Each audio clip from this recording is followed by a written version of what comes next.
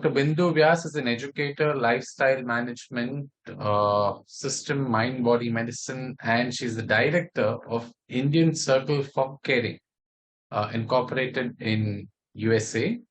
And Dr. Vyas will today speak to us on the topic From East to West, the journey of transcendental meditation. I believe she normally lives in USA, but she happens to be in India right now in the Indian time zone. So welcome, Dr. Vyas, to this conference and take it away from here. Yeah. Thank you so much. Thank you so much for the introduction, and thank you for this opportunity to share my thoughts on the journey of transcendental meditation. Are you hearing me okay? And do you have my power? I'm sharing my screen. Is that okay? Everything? I'm able to hear you, and yes, I can see your screen on full screen. How much time do I have? 30 minutes as per the schedule, Dr. Wonderful. Thank you so much. Wonderful. So,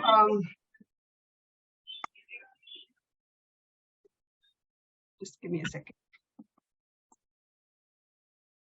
So this is what we are going to cover as we move through my presentation.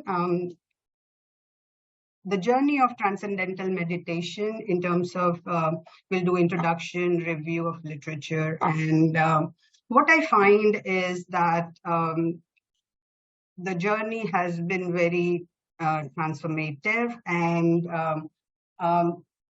initially it was known as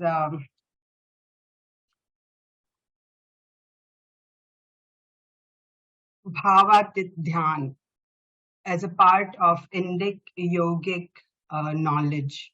And this fascinating journey, I want to say, started or entered in the late 19th and early 20th century. If you look at the Indic yogic knowledge, it started in 19th and early 20th century, where Western philosopher and psychologist encountered and experienced yogic science.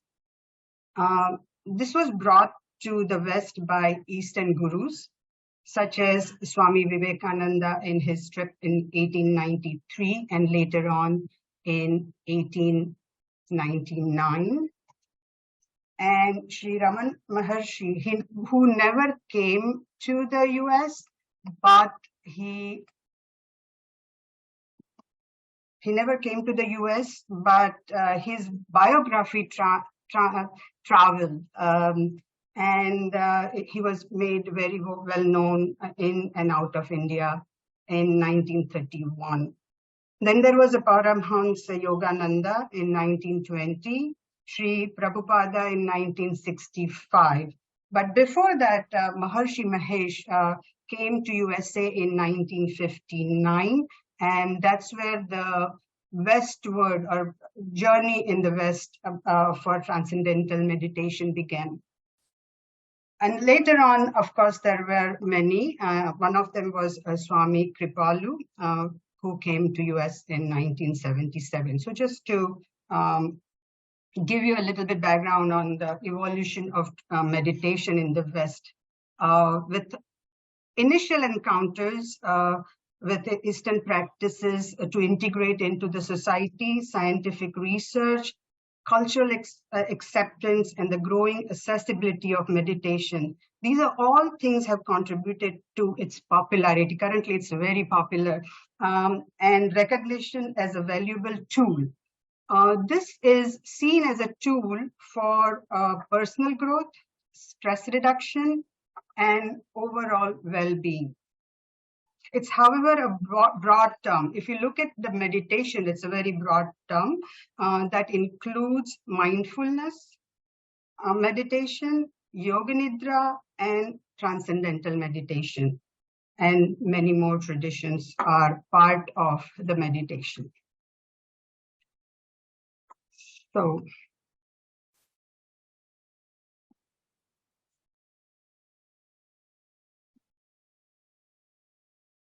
now this was Bhavatidhyan in India, and that became Transcendental meditation, which specially involves the use of mantra, which is a very specific sound or word that is repeated silently. And this technique was, of course, developed by Sri Maharshi Mahesh, a yogi, and in 1950s.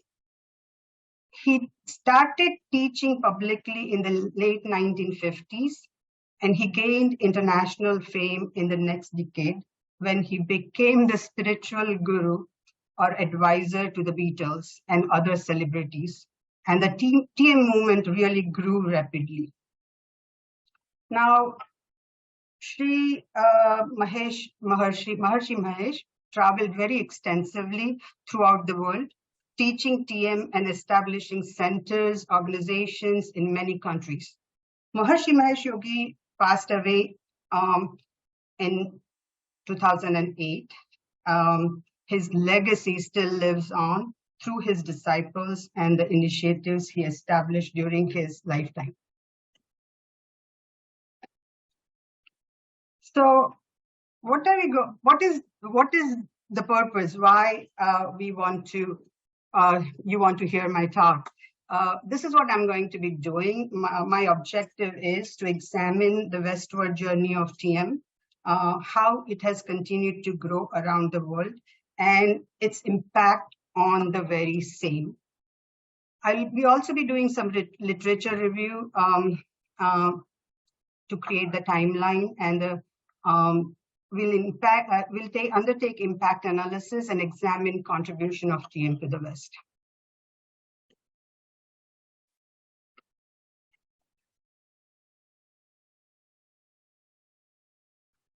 So now, evidence suggests that TM has continued to in its original form through the TM organization, Maharshi Mahesh University, which is headed by Tony Nader, one of his disciples. Then it is also lives on in an adapted form by his disciples such as Deepak Chopra and Sri Ravi Shankar, and in a new and secular form, it is now developed by Dr. Herbert Bensel as a relaxation response. So if we look at the westward travel of TM, it can be in three phases. One is discovery. People discovered the TM, and then it was adapted, and then it was appropriated later on. So looking at the literature,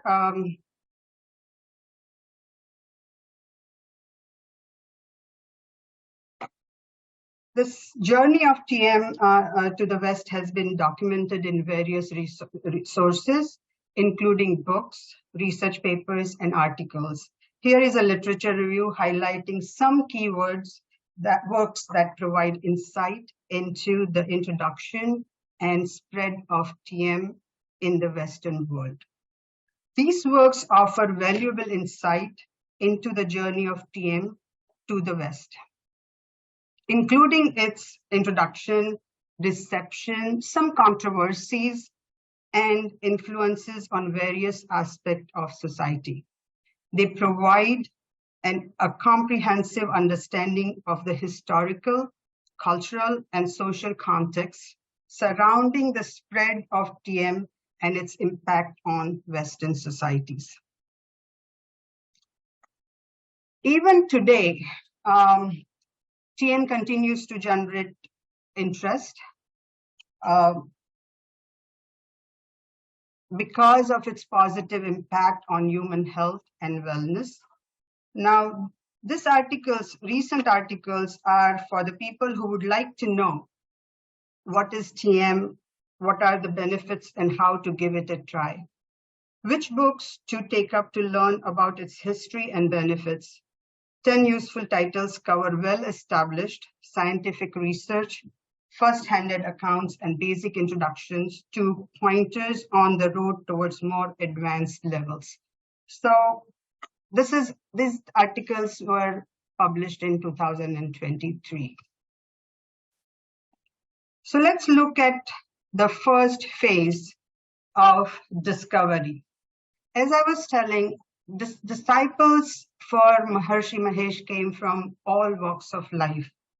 And that included musicians Donovan and Mike Love of the Beach Boys, as well as filmmaker David Lynch, Bob Roth, who became the CEO of David Lynch Foundation. Now, David Lynch Foundation, which promotes TM and meditation in schools and other settings.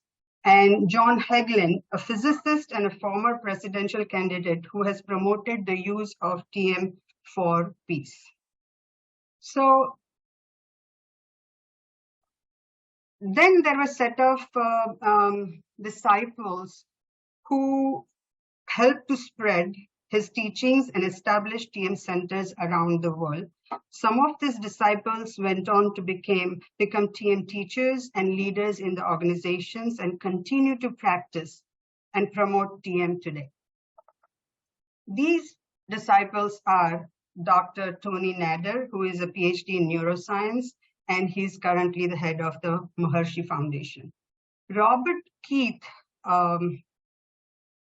Wallace. Dr. Wallace is trustee and chairperson of the Department of Physiology at the Health and at Maharishi International University.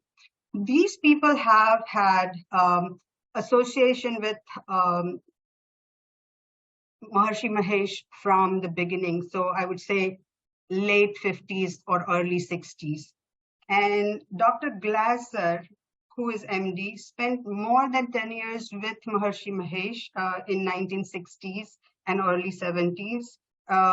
His interest was more in Ayurveda, which Maharishi Mahesh did not pick up because he thought that Westerners didn't even know how to meditate. So he didn't want to divert attentions, but later on, Dr. Glasser wrote a book on body renewal, the lost art of self-repair.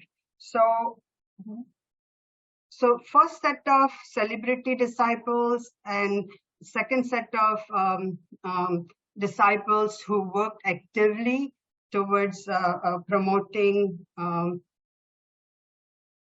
TM in its original form. Then we had Ravi Shankar, who is Sri Ravi Shankar of Art of Living, who also got associated with Sri Mahesh Maharshi in 1970s, early 1970s.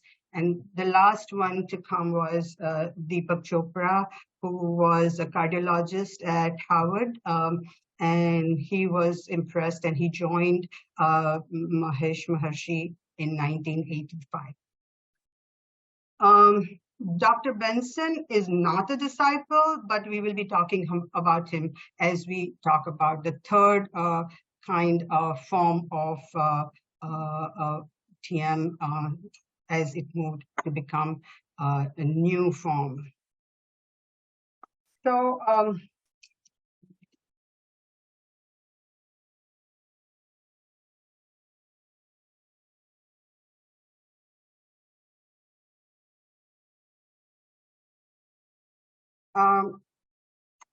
I want to talk about Sri Ravi Shankar, who was with Sri Maharishi Mahesh from the early time.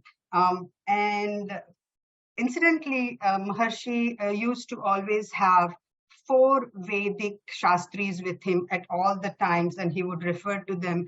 And Sri Ravi Shankar was his Rig Veda expert, and he was very close to Maharshi, and he became a TM teacher under Maharshi. And in early 1980s, he established organization called the Art of Living. Now, if you think of Art of Living, Sri Maharshi Mahesh wrote a book which was The Science of Being and Art of Living. And Sri took the Art of Living and went with it. And it has, the work of Art of Living is dedicated to promoting stress reduction, meditation, personal growth, and through a variety of different programs that they have proposed, which many of us know so well.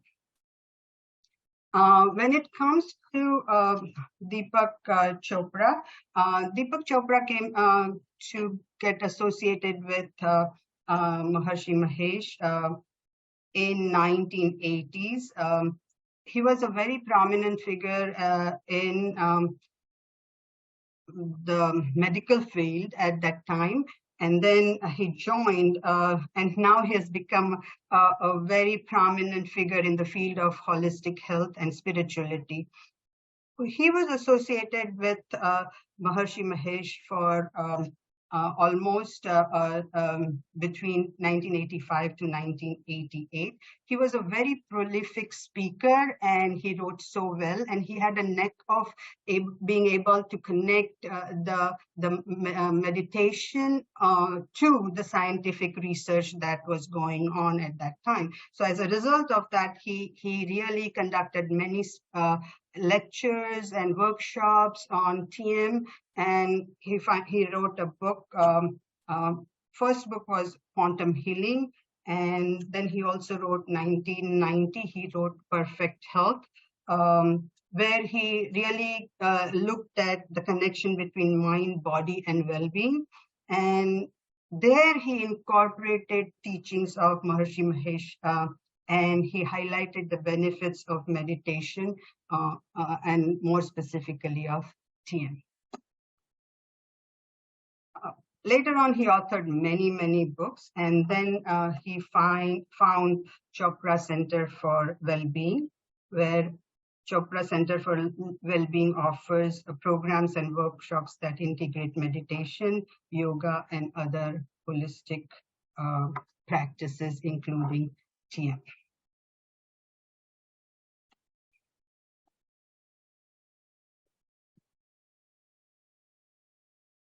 So there we come to the next, a new secular form of TM. I want to take you to 1960s, and some of us, we would be surprised that until 1960s, the scientists in America did not see a connection between the state of mind and the person's health.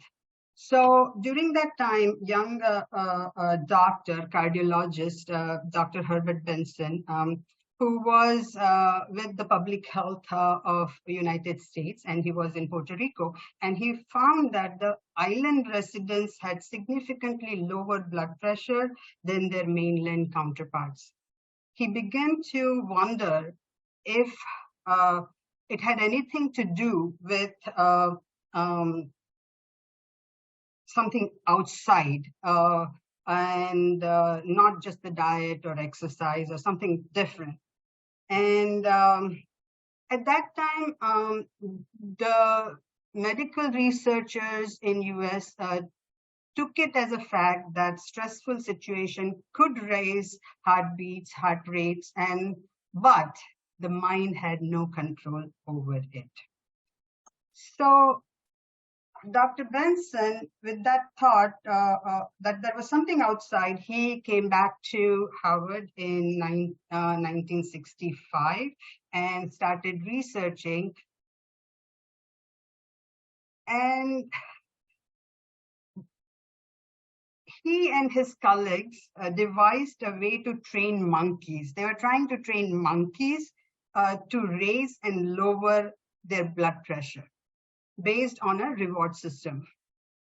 TM practitioners at that time, by that time, Maharshi was already in US, and they reached out to Dr. Benson and asked him, why teach monkeys when we already have perfected the practice? So for Dr. Benson, initial experiments on TM came from the time he started initially experimenting with very reluctantly though. But then it became a lifelong pursuit of understanding how we can use our mind and body as medicine to manage and cure certain mental and physical conditions. And he ended up publishing in Scientific American in 1972, where he talked about physiological correlates of the transcendental meditation technique. And in 1975, he authored the book, The Relaxation Response, where he explored scientific evidence supporting the physiological and psychological benefits of TM.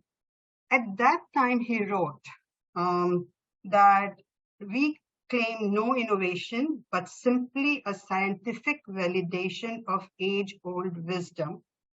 And but later on, until 1992, he kept on working, and then he found the Mind Body Institute, which is still running and continuing the work of Dr. Benson, and provides programs on relaxation response even today.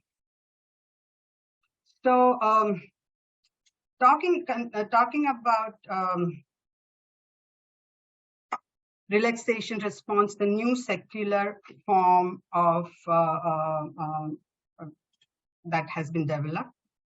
Dr. Benson really did not set out to champion the meditation. Even after his pioneering studies, he remained a very big skeptic of this particular thing. And he himself did it after a decade or so of his studies, which were proving that this thing really works. He started meditating himself.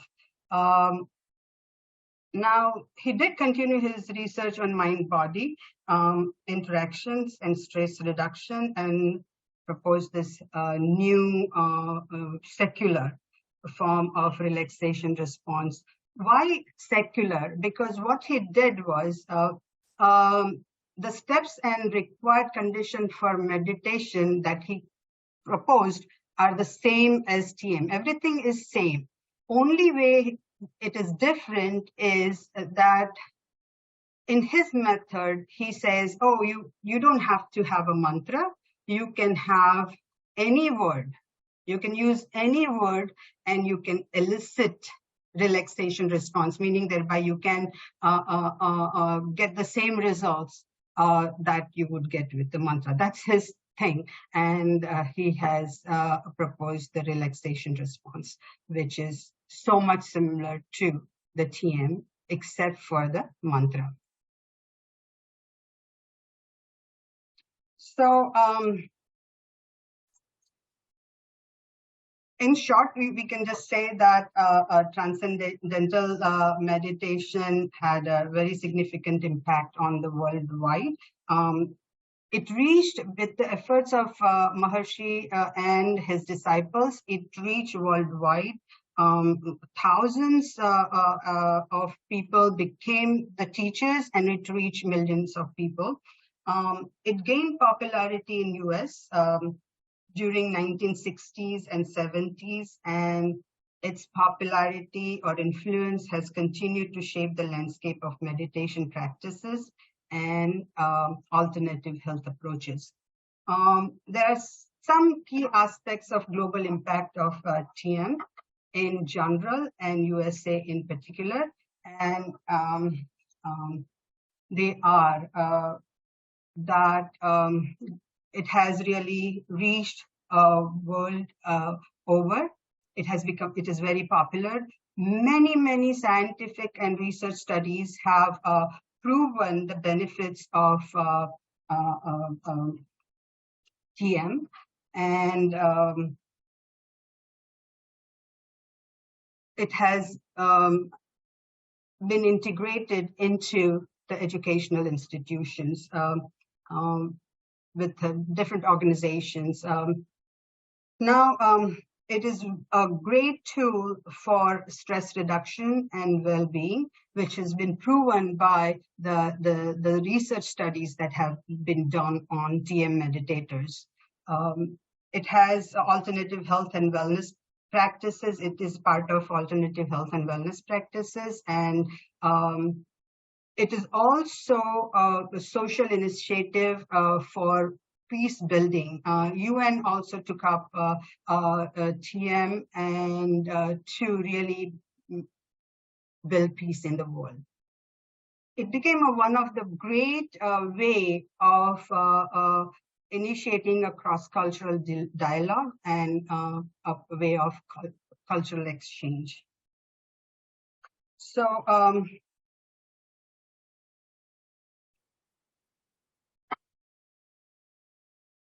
as I said,